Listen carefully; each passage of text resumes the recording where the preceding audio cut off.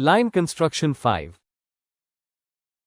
Now, let's construct tangents to a circle from an external point. Suppose O is the center of the circle and P is a point outside it. First, join O and P. Next, mark A as the midpoint of OP.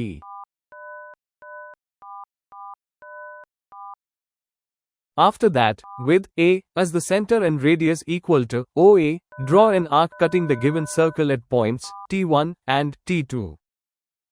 Finally, join P to T1 and P to T2.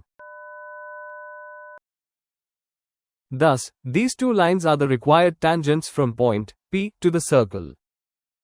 This method is very handy for constructing tangents from an external point with precision.